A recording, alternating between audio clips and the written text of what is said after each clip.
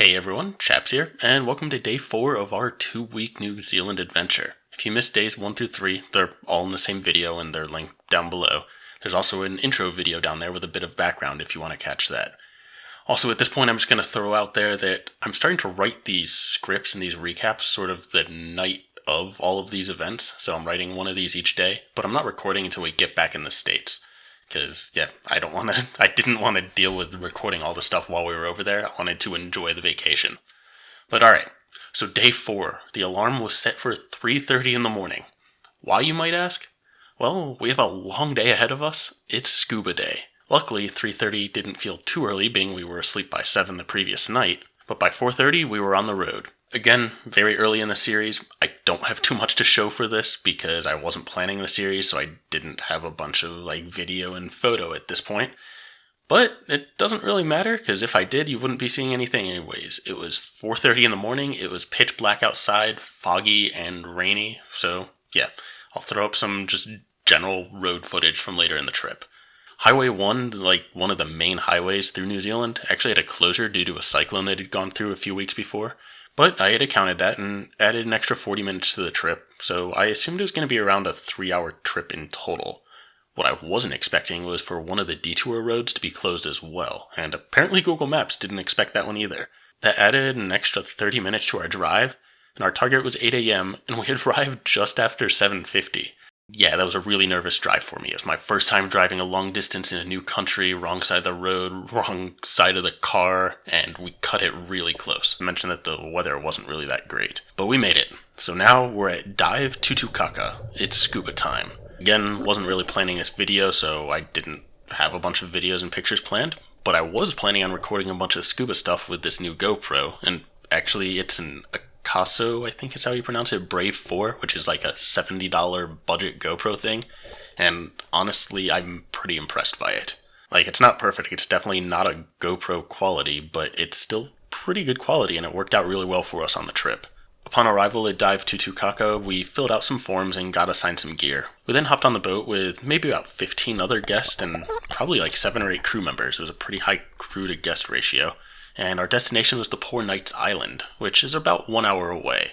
These are some volcanic islands. They're now part of a nature reserve, and the views are spectacular both above and below the water. The first stop was at Trevor's Rocks. We were part of this Discover Scuba program, which is actually a pretty common program. I did it before back in 2015. It's for people who aren't certified and you're just sort of trying out scuba. You're not really sure if you want to go get certified. Personally, I'd like to, but I don't think Caroline really wanted to, so we did this Discover Scuba thing. In the morning, there was a dive, and then in the afternoon, there was a dive. For the morning, we really just stuck with snorkeling while the other group went diving, so that we could do our dive in the afternoon. Upon jumping in the water, we were immediately surrounded by fish. I'm going to throw the video up here, which I started recording within 5 seconds of jumping in the water. This was just absolutely insane. I mean, just looking around, we saw so many fish. I could literally reach out and touch schools of fish within seconds of jumping in, and I never would have thought I would experience this. We swam over to this area called Sharkfin Cave, and then we swam along this wall over here until we came to an archway. We're actually able to swim through this feature, and I'm really glad we did, because when we got in, you can see this wall here. It's just absolutely filled with schools of fish. I was just snorkeling, not scuba at this point, but I still like to try and dive down occasionally when I'm doing snorkeling, so I dove down to get some better shots, or at least I attempted to. And from there we worked our way out to some underwater features, maybe 30-40 meters off the wall, and we continued to see a variety of fish, including what I think was a scorpion fish at one point. As we were swimming, I was trying to get a couple cool shots, and Caroline grabbed my attention. She actually spotted a sea turtle, so obviously I dropped what I was doing and then headed back over to check that out. It wasn't a very large turtle, but they're always amazing to see. I've only seen a few sea turtles in my life, and seeing them in the wild, especially when they're swimming, is just really cool. Apparently this turtle we found is actually the only turtle they ever see there. It's just an occasional thing. It's the same turtle, and they just see it occasionally there, so we were just really lucky, I guess. On our way back to the boat, we took a kind of roundabout path. I barely spotted this ray sitting at the bottom of the ocean, and tried to grab a few pictures.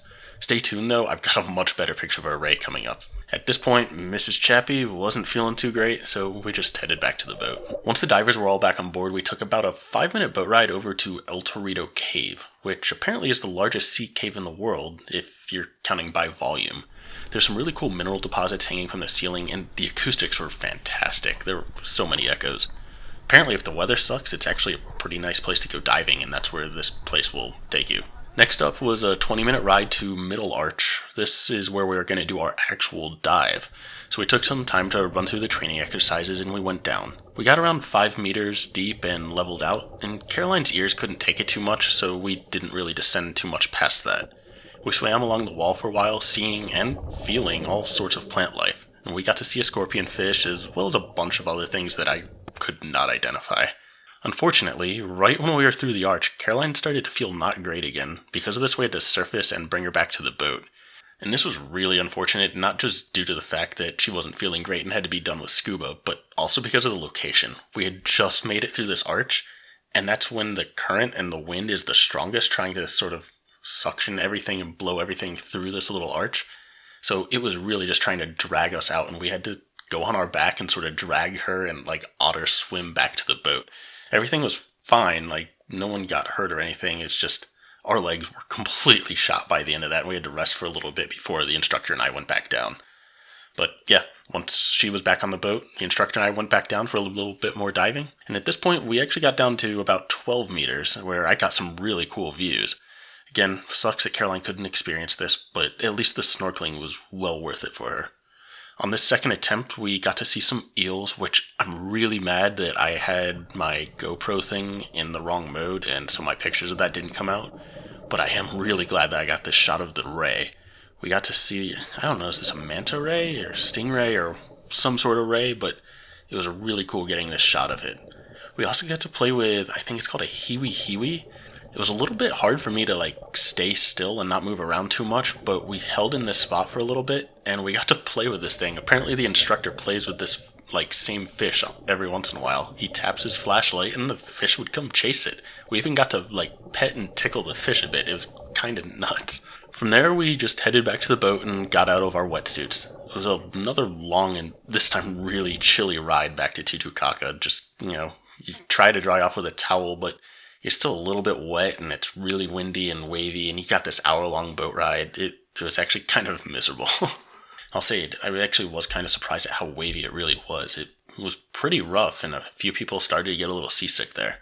Overall, it was a fantastic experience, though, and I would totally do it again.